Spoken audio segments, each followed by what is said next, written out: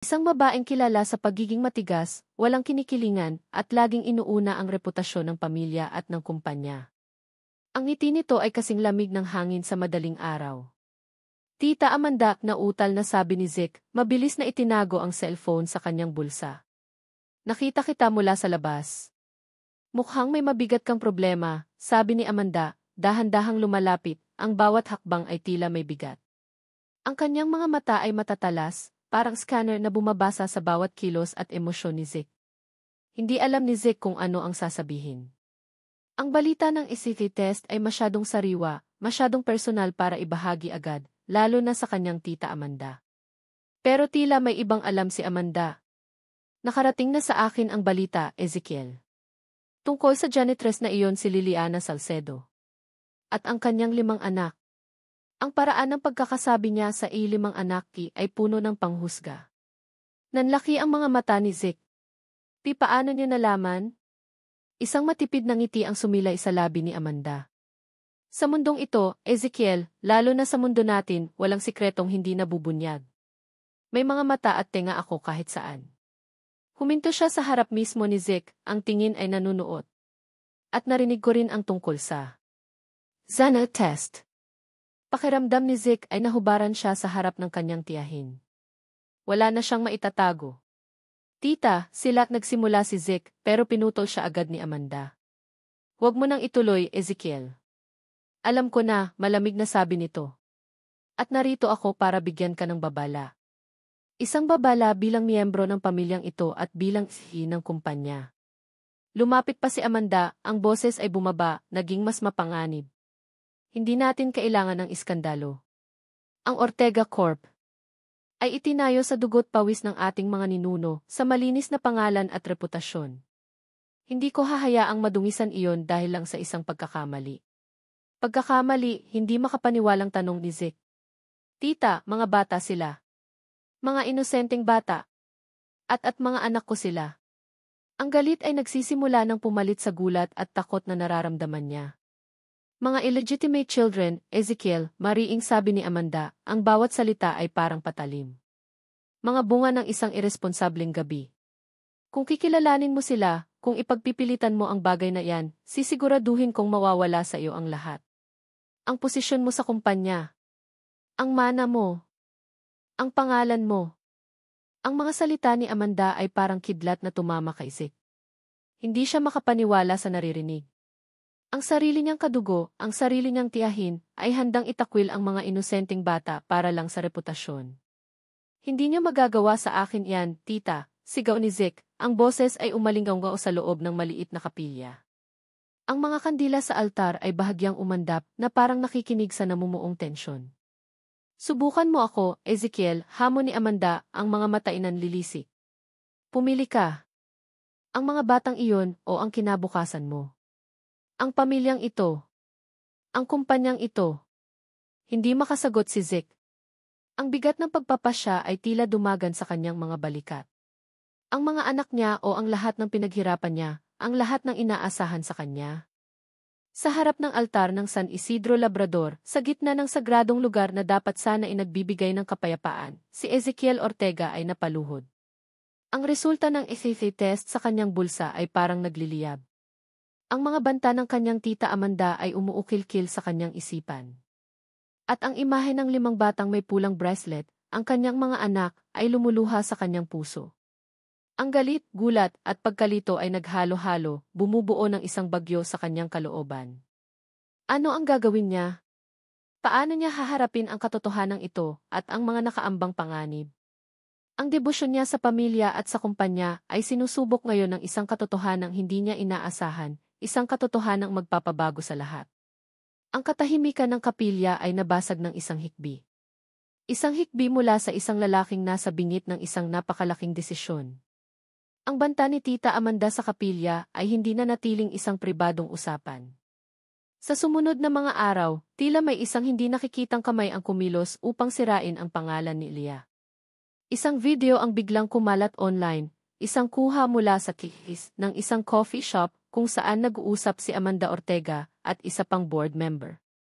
Malabo ang audio sa simula, pero may isang bahagi na malinaw na maririnig ang boses ni Amanda, tinatawag ang relasyon o ang pinaghihinalaang relasyon ni Zeke kay Elia bilang isang basurang relasyon at si Elia bilang isang oportunistang manggagamit.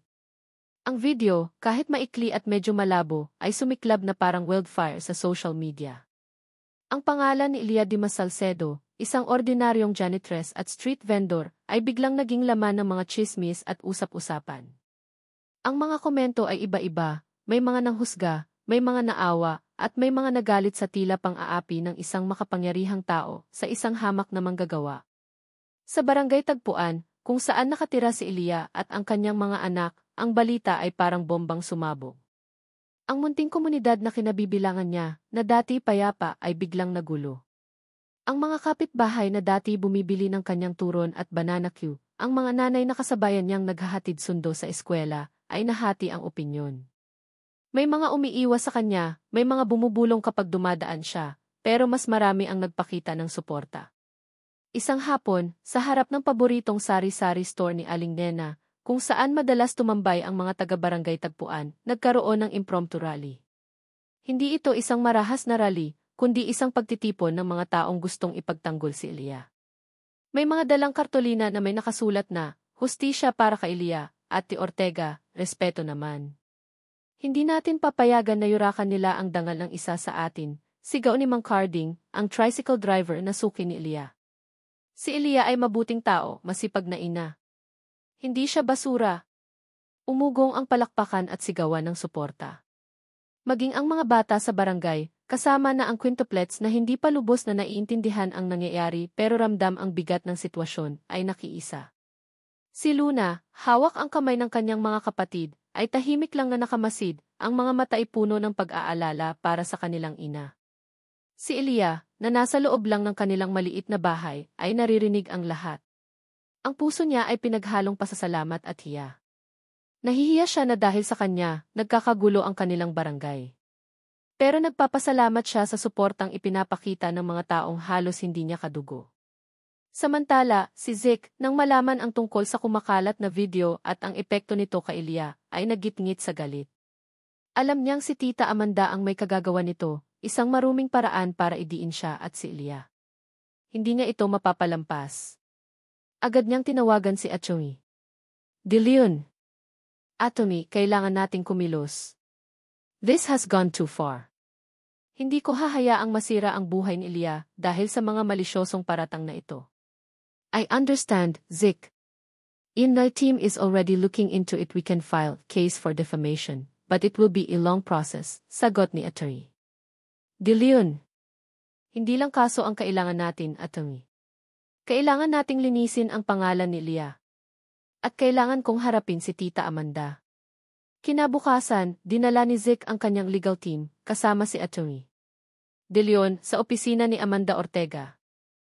Ang tensyon sa boardroom ay puputok anumang oras. "Tita, alam kong ikaw ang nasa likod ng video na yan," diretsahang sabi ni Zeke, walang paligoy-ligoy. Ang boses niya ay kalmado pero may bigat. Tinaasan lang siya ng kilay ni Amanda. "Wala akong alam sa sinasabi mo, Ezekiel. Marahil ay may nagmalasakit lang na ilantad ang katotohanan." "Katotohanan?" sarkastikong tanong ni Zeke. "O paninira?" "Tita, sobra na to. Handa akong kalimutan ang lahat ng banta niyo sa akin, pero hindi ko papayagan na idamay niyo si Elia at ang mga bata." Nagkaroon ng mainitang pagtatalo. Si Atchongi De Leon ay naglatag ng mga posibleng legal na aksyon laban kay Amanda at sa board member na kasama nito sa video. Sa huli, napilitan si Amanda na umurong, lalo na nang ipahiwatig ni Zeke na handa siyang isapubliko ang resulta ng test kung kinakailangan, isang bagay na mas ikasisira ng reputasyon ng pamilya Ortega. Napagkasunduan na magkakaroon ng public apology. Si Amanda Ortega ay personal na hihingi ng paumanhin kay Elia Dimas Salcedo sa isang live television interview. Nang malaman ni Elia ang tungkol dito, nagulat siya. Hindi niya inaasahan na gagawin iyon ni Zeke para sa kanya. May kung anong mainit na gumuhit sa kanyang puso, isang pag-asa na marahil may liwanag pa sa kabila ng madilim na kabanatang ito ng kanyang buhay. Tinanggap ni Elia ang alok na public apology, pero may isang kondisyon siya. Isang kondisyong ikinagulat ng lahat, pati na ni Zeke. "Payag po akong tanggapin ang public apology ni Ginang Ortega, sabi ni Ilya kay Atty. De Leon, ang boses ay mahinahon pero matatag. Pero gusto ko pong magkaroon ng isang panel interview. Ako, si Sir Ezekiel at ang mga anak ko. Gusto kong makita ng publiko at marahil gusto kong makita ni Sir Ezekiel kung ano ang ibig sabihin ng pagiging isang pamilya. Kung kaya niya bang maging ama sa kanila, hindi lang sa salita, kundi sa gawa. Nang marinig ni Zeke ang kondisyon ni Ilya, natigilan siya. Ito na ba ang pagkakataon niya? Ang pagkakataon para patunayan ang sarili, hindi lang kay Ilya, kundi sa mga anak niya at sa buong mundo. May halong kaba at selos siyang naramdaman, selos sa mga taon na nasayang, sa mga pagkakataong hindi niya nakasama ang kanyang mga anak. Pero mas nangingibabaw ang pag-asa. Pag-asang maituwid ang mga pagkakamali, pag-asang mabuo ang pamilyang hindi niya alam na mayroon siya. Ang araw ng live interview ay dumating. Ang studio ay puno ng mga kamera at mga reporter. Si Amanda Ortega, halatang napipilitan lang, ay umupo sa isang tabi, ang mukha'y kasing asim ng sukang paumbong. Si Ilya, suot ang pinakamatinong bestida na hiniram pa niya sa kanyang tsapasita, ay tahimik na nakaupo, hawak ang kamay ng kanyang 5 anak na nakasuot ng kanilang pinakamagandang damit. Ang mga bata, kahit medyo naiilang sa dami ng ilaw at tao, ay nagpakita ng tapang. Si Zeke, nakaupo sa tabi ni Ilya, ay ramdam ang bawat tibok ng kanyang puso. Ito na ayun. Ang interview ay nagsimula sa formal na public apology ni Amanda Ortega. Pilit at walang emosyon pero sapat na para sa legal na usapin. Pagkatapos noon, ang atensyon ay nabaling kina Zeke, Lia at sa quintuplets. Ang host, isang kilalang broadcast journalist, ay nagtanong ng ilang mga bagay tungkol sa kanilang sitwasyon. Pero ang pinaka-highlight ng interview ay ang C portion kasama ang mga bata. Luna, ano ang paborito mong cartoon character? Tanong ng host. Si Wonder Woman po, mabilis na sagot ni Luna. Kasi matapang po siya at tinutulungan niya ang mga tao. Napangiti si Zeke. Manang-mana sa ina. Tala, ano naman ang gusto mong maging paglaki mo? Si Tala, na medyo nahihiya pa rin, ay bumulong, gusto ko po maging teacher. Mira, totoo bang ikaw ang pinakamakulit sa inyong magkakapatid? Napatawa si Mira. Opo. Kasi po, life is short, kaya dapat laging happy. Nagtawanan ang audience. Sinta, ano ang paborito mong gawin? Mag-drawing po, sagot ni Sinta. Ido-drawing ko po kayo mamaya. At ikaw, Bituin, ano ang masasabi mo kay Tito Zeke mo? Tanong ng host, tinitingnan si Zeke. Lahat ay napatingin kay Bituin. Si Zeke ay pinagpawisan ng malamig. Tumingin si Bituin kay Zeke, ang mga matay parang mga bituin sa kalangitan. Sabi po ni Mama, mabait daw po kayo. Sana po, totoo. Isang matamis at inosenteng sagot, pero tumama ito ng diretso sa puso ni Zeke. Napatingin siya kay Lia, na nakangiti habang mailuhang pumapatak sa kanyang mga mata. Isang ngiting nagsasabi ng maraming bagay, ng pasasalamat, ng pag-asa, marahil pati ng kaunting pag-aalala. Sa kalagitnaan ng gihi hindi na nakatiis si Amanda Ortega. Bigla itong tumayo at nag-walk out sa studio, ikinagulat ng lahat. Pero hindi nito napigil ang daloy ng interview. Ang pag-walk out ni Amanda ay tila lalo pang nagpatunay sa kabutihan ni Lia at Zeke. Ang interview ay naging isang tagumpay. Ang publiko ay humanga sa katatagan ni Lia at sa tapang ng mga bata. Marami ang naantig sa kwento nila. Ang basurang relasyon ay napalitan ng isang imahe ng isang pamilyang nagsusumikap na mabuo sa kabila ng mga pagsubok. Pagkatapos ng interview, sa backstage, nilapitan ni Zeke si Lia. Lia, salamat, sabi niya, ang boses ay puno ng emosyon. Ngumiti si Lia, ang mga mata ay namumugto pa rin. Salamat din, Zeke. Para sa mga bata. Ang dating selos na nararamdaman ni Zeke ay napalitan ng isang malaking pag-asa. Ang bayad utang niya sa puso, ang mga taon ng pagkukulang, ay sisimulan na niyang bayaran. Hindi magiging madali, alam niya. Pero sa piling ni Ilya at ng kanyang 5 bituin, handa siyang harapin ang lahat. Ang barangay buzz ay unti-unti nang humuhupa, napapalitan ng isang mas tahimik, pero mas matatag na kabanata. Ang simoy ng Disyembre ay malamig na humahaplos sa Isla de Clara, isang maliit at malayong isla na napili ng Ortega Corp. Para sa kanilang taunang company outreach program. Karaniwan, ang mga ganitong kaganapan ay para lang sa mga empleyado, pero ngayong taon, may espesyal na mga bisita si Zeke, si Elia at ang quintuplets. Pagkatapos ng matagumpay na panel interview, unti-unti nang natatanggap ng publiko, at higit sa lahat, ng mga empleyado ng Ortega Corp, ang sitwasyon ni Zeke at ng kanyang pamilya. Ang dating bulong-bulungan ay napalitan na ng pag-unawa at suporta. Noche Buena. Ang hangin ay puno ng amoy ng bibingka at puto bumbong na niluluto sa isang sulok ng resort kung saan sila naka-check-in. May mga parol na iba't iba ang kulay at laki na nakasabit sa mga puno ng niyog, kumukuti-kutitap sa dilim. Ang alon mula sa dagat ay marahang humahampas sa dalampasigan, parang isang oyay. Sa isang mahabang mesa na gawa sa kawayan, abala ang lahat sa paghahanda para sa Noche Buena. Pero sa isang gilid, malapit sa bonfire na sinindihan para magbigay ng init at liwanag, may ibang pinagkakaabalahan sina Zeke, Leah, at ang quintuplets. Gumagawa sila ng isang higanting parol. Hindi ordinaryong parol, kundi isang parol na hugis puso, gawa sa mga pinagtagpi-tagping bote ng instant coffee na nakolekta nila mula sa mga empleyado bilang bahagi ng recycling project ng outreach. Ate Luna, pakihawak nga to, sabi ni Zeke. Inaabot kay Luna ang isang piraso ng alambre na gagamitin para sa balangkas ng parol. Si Luna, na seryoso pa rin pero may ngiti na ngayon sa labi, ay maingat na hinawakan ito. Tito Zeke, lagyan natin ng maraming glitters, excited na sabi ni Mira, hawak-hawak ang isang bote ng kumikinang na palamuti. Naman, Mira. Para mas maganda, nakangiting sagot ni Zeke, habang tinutulungan si Sinta na gupitin ang mga plastik na bote gamit ang isang malaking gunting. Maingat sila, lalo na't mga bata ang kasama. Si Elia, nakaupo sa isang tabi, ay pinagmamasdan lang sila. Ang puso niya ay puno ng isang halo ng saya at takot. Masaya siya na makita ang kanyang mga anak na masaya kasama si Zeke. Ramdam niya ang unti-unting pagbabago sa mga ito, mas nagiging palangiti, mas nagiging komportable kay Zeke. Pero may takot pa rin sa kanyang dibdib. Ang pagkakaiba ng kanilang mundo. Siya, isang simpleng babae na sanay sa hirap. Si Zeke, isang mayamang tsihi na sanay sa karangyaan. Hanggang kailan kaya ito tatagal? Hanggang kailan sila magiging masaya ng ganito?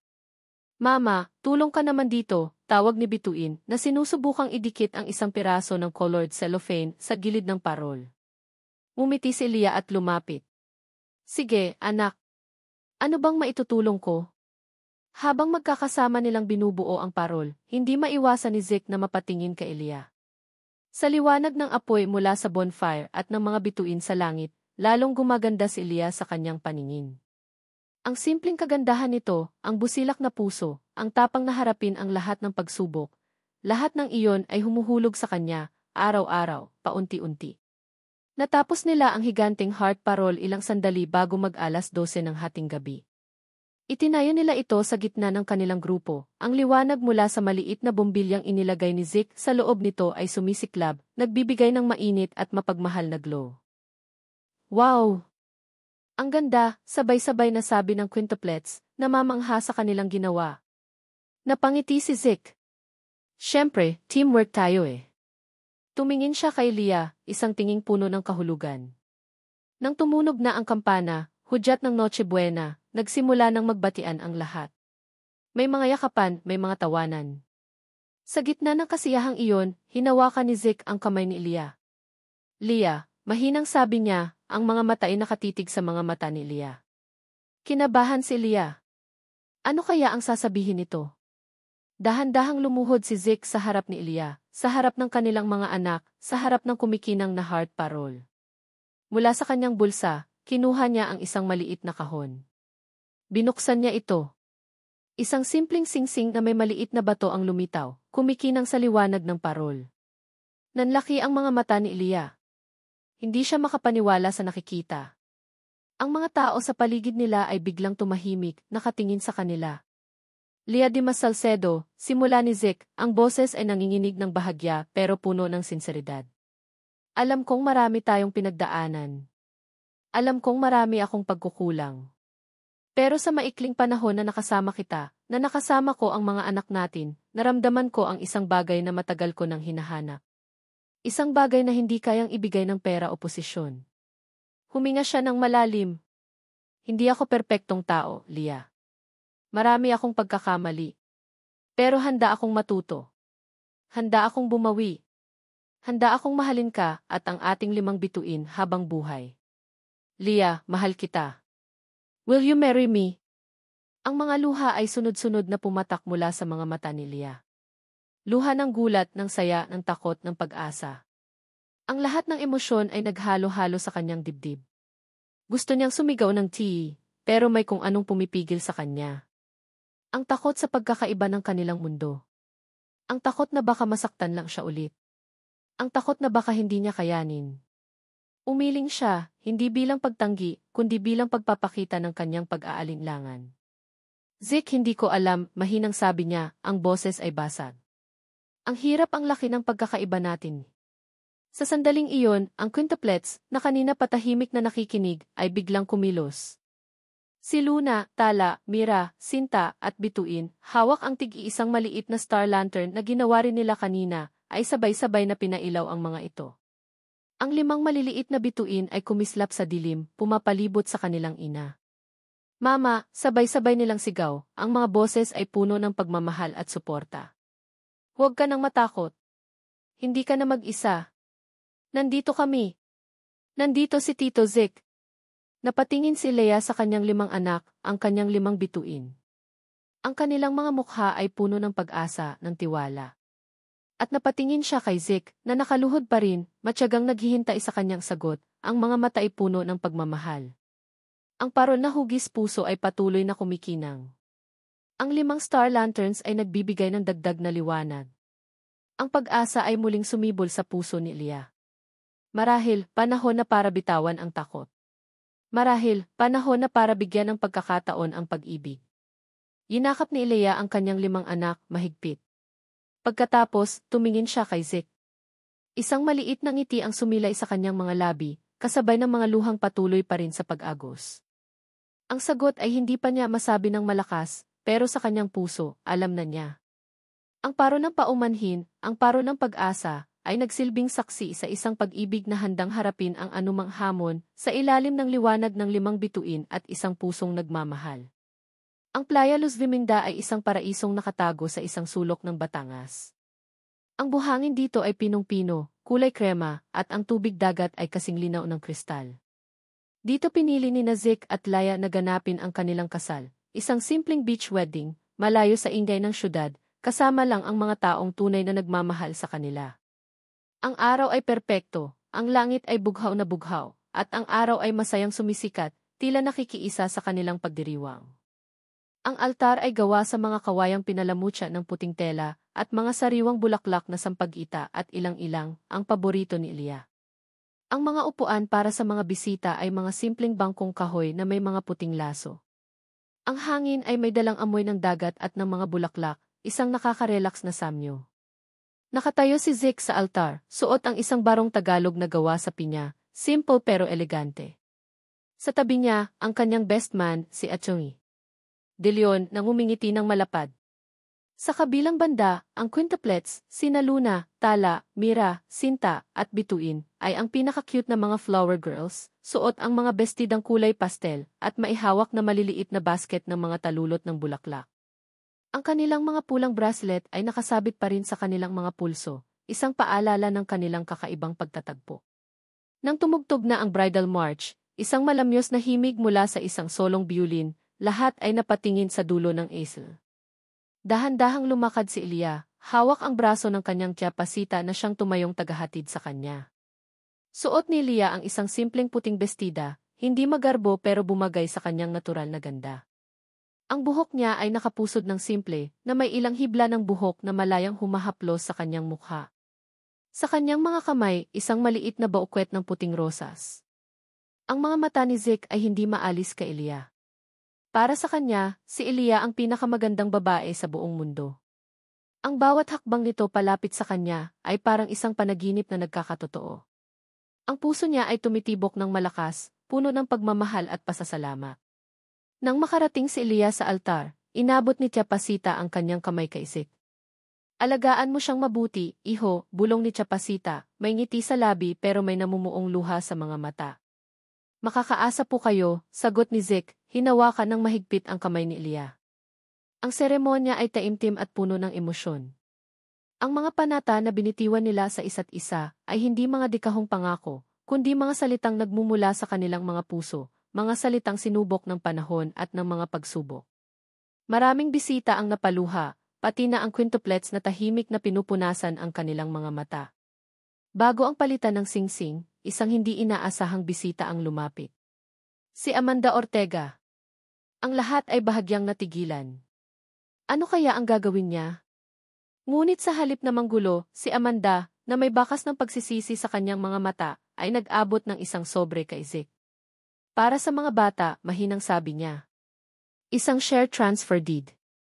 Inilipat ko na sa pangalan nila ang ilang shares ng kumpanya, ilalagay sa isang trust fund para sa kanilang kinabukasan. Nagkatinginan sina Zeke at Leah, parehong nagulat. Ito ba ang paraan ni Amanda para humingi ng tawad, para bumawi sa kanyang mga nagawa? Tumango si Zeke. Salamat, tita. Isang maliit na hakbang tungo sa paghilom. Dumating ang pinakahihintay na sandali. You may now kiss the bride. Pero bago pa man maglapat ang kanilang mga labi, may sumigaw. Teka lang po, sigaw ni Mira, kasunod ang apat pa niyang kapatid. Nagtawanan ang mga bisita. Lumapit ang quintuplet sa gitna. Sa isang senyas, biglang namatay ang ilang mga ilaw sa paligid. At pagkatapos, ang higanting heart parol na ginawa nila noong Noche Buena sa Isla de Clara, na maingat na dinala at isinabit malapit sa altar, ay biglang umilaw ng mas maliwanag. Ang liwanag nito ay mainit at puno ng pagmamahal. Kasabay nito, 5 fireworks ang sunod-sunod na pumailan lang sa kalangitan, bawat isa ay sumasabog sa iba't ibang kulay, pula, asul, berde, dilaw, at lila, parang 5 bituing nagbibigay pugay sa bagong kasal. Ang mga bata ay pumalakpak sa tuwa. Sa ilalim ng kumikinang na heart parol at ng mga nagsasayawang ilaw ng fireworks, hinarap ni Zeke si Leah. Ang mga mata nila ay nagtagpo, puno ng pangako at pag-ibig. Mahal na mahal kita, Leah, bulong ni Zeke. Mahal na mahal din kita, Zeke, sagot ni Leah. Ang mga luha ng saya ay malayang dumadaloy sa kanyang mga pisngi. Isinuot ni Zeke ang singsing sa daliri ni Leah. Isang singsing na sumisimbolo sa kanilang walang hanggang pagmamahalan. At sa wakas, naglapat ang kanilang mga labi. Isang halik na matamis, puno ng pag-asa, at nagpapatunay na ang tunay na pag-ibig ay kayang lagpasan ang lahat ng hadlang. Habang magkayakap sila, si Leah ay bumulong, sapat lang para marinig ni Zeke, dati, akala ko, sapat na sa akin ang 5 bituin ko. Pero ngayon, Zeke, ibinigay mo sa akin ang buong langit. Napangiti si Zeke. Niyakap niya ng mas mahigpit si Leah, at ang 5 nilang anak na ngayon ay nakapalibot na sa kanila, bumubuo ng isang masayang family circle. Ang tawanan at palakpakan ng mga bisita ay umalingaw sa buong Playa Luz Viminda. Ang dating butas na sapatos ni Leah ay napalitan na ng mga yapak sa buhanginan, kasama ang lalaking minamahal niya at ang mga anak na bumubuo sa kanilang mundo. Ang resibo na minsang nag-ugnay sa kanila ay isa na lamang alaala ng isang nakaraan na humubog sa kanilang kasalukuyan. Ang mga pulang bracelet ay mananatiling simbolo ng kanilang kakaibang tadhana. Ang kasal sa ilalim ng 5 bituin ay hindi lang isang pagtatapos, kundi isang bagong simula. Isang simula ng isang pamilyang binuo ng pagmamahal, pinatatag ng mga pagsubok, at pinagpala ng tadhanang minsan ay singhangin, pero laging may dalang pag-asa. Ang tuwa ay may kasamang kaunting pait ng mga alaala, pero ang nangingibabaw ay ang tamis ng isang pag-ibig na natagpuan at ipinaglaban. Ang key afterglow ng kilig at pagmamahal ay mananatili sa kanilang mga puso, at sa puso ng lahat ng nakasaksi sa kanilang natatanging kwento. Mahal kong mga mambabasa. Una sa lahat, mula po sa kaibuturan ng aking puso, maraming salamat sa inyong walang sawang pagsubaybay at pagmamahal sa kwento ni Leah, Zeke, at ng kanilang 5 bituin. Ang bawat kabanata, mula sa sapatos na butas, destiny na singhangin, hanggang sa ating pagtatapos sa kasal sa ilalim ng 5 bituin, ay hindi mabubuo kung wala ang inyong suporta at inspirasyon. Habang isinusulat ko ang bawat yugto ng kanilang buhay, para na rin akong naging bahagi ng barangay tagpuan, nakikipagsiksikan sa jeepney, naaamoy ang bango ng turo ni Leah, at nakakaramdam ng kilig sa bawat sulyap at ngiti. Isang paglalakbay din para sa akin ang pagsulat nito, isang paglalakbay na puno ng iba't ibang emosyon, ang kaba sa bawat pagsubok, ang saya sa maliliit na tagumpay, ang lungkot sa mga kabiguan, at ang init ng pag-asang laging nariyan. Nais kong humabi ng isang istoryang hindi lang basta tungkol sa pag-ibig, kundi tungkol din sa pamilya, sa pagbangon mula sa kahirapan, at sa pagpapatawad. Sa kwentong ito, sana inapulutan ninyo ng ilang mahahalagang aral. Una, ang tunay na pag-ibig ay hindi namimili ng estado sa buhay, ng laman ng pitaka, o ng butas sa sapatos. Ito'y dumarating sa hindi inaasahang pagkakataon, minsan kasing singhangin ang biglaang ulan, pero laging may dalang pag-asa. Pangalawa, ang pamilya, duguman o pinili, ang ating pinakamalaking yaman at sandigan. Sila ang ating lakas sa gitna ng mga unos. At pangatlo, lahat tayo ay may karapatan sa pangalawang pagkakataon. Ang pagpapatawad, sa sarili man o sa iba, ay isang mahalagang susi sa tunay na kaligayahan. Huwag tayong matakot magmahal muli kahit paminsan na tayong nasaktan. Kung ang kwentong ito ay nakaantig man lang sa inyong puso o nagbigay ng kahit kaunting inspirasyon, inaanyayahan ko po kayong ibahagi ito sa inyong mga kaibigan, kapamilya, o kahit kanino na sa tingin ninyo ay nangangailangan ng isang kwentong magpapangiti o magpapatibok ng kanilang puso. Nais ko rin pong marinig ang inyong mga saloobin. Anong bahagi ng kwento ang pinakatumatak sa inyo? Sino ang paborito ninyong karakter? Anong aral ang baon ninyo mula kina Leah at Zeke? Huwag po kayong mag-atubiling mag-iwan ng inyong mga komento. Ang bawat salita mula sa inyo ay mahalaga sa akin. Muli, isang taos-pusong pasalamat po. Hanggang sa ating muling pagkikita sa mga pahina ng mga susunod pang kwento. Nagmamahal. Ang inyong manunulat.